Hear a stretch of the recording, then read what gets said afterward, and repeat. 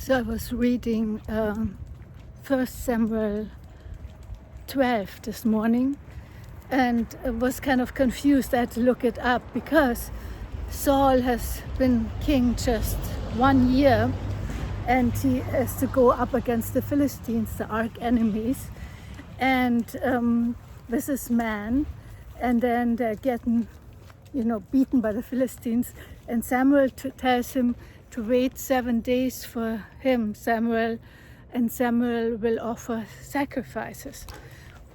Well, 7 days went by and everyone was hiding in caves and no sight of Samuel, and so Saul takes it upon himself to offer the sacrifice. And just then, as he finishes, Samuel arrives and he scolds Saul, and actually at that time already he tells him that God will give the kingdom to a man after his own heart, meaning David.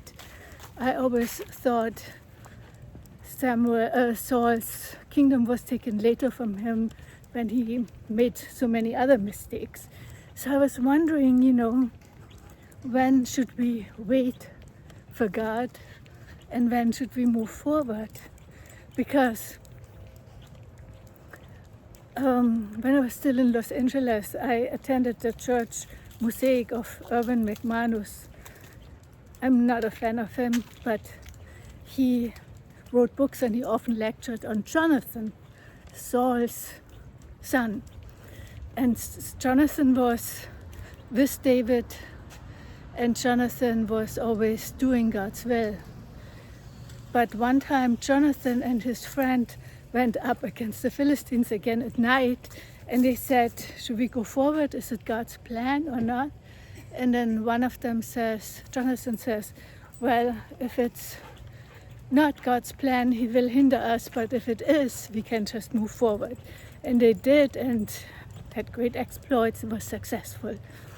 So contrast that to Saul, who also did something on his own, and David many times later on, such as eating the showbread, did things that were actually forbidden, but God didn't hold it against him. So, but with Saul in Samuel 12, he doesn't wait on God, and God had commanded him to wait. That's the problem. But sometimes it's very hard to know when does God tell us if we can move forward, like Jonathan boldly moving forward without given explicit instruction by God? And when do we have to wait? Of course, Samuel did say wait. And these days, after Christ has come, there is no intermediary. So lest anyone waits on any other person, we don't have any intermediary other than Christ between us and God, the way it was in the Old Testament. So that would be a recipe for cult indoctrination if we wait on a prophet who tells us something. We really have to wait and listen to God's voice for when to move forward.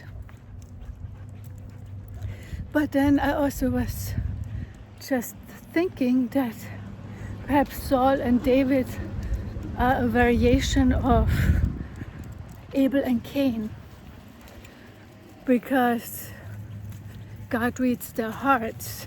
They both were making sacrifices, but one didn't do it with the right heart. He didn't do Cain. And then he was very angry and wrought against God, and God told him he needs to tame and master his emotions instead of his emotions mastering him. Well, I have a lot of problems, and probably most of us, mastering our emotions. So that's a sign that reminds us of Cain's conduct. But also Saul and David often did things on his own boldly. And of course he was very much reprimanded by God, such as with Bathsheba.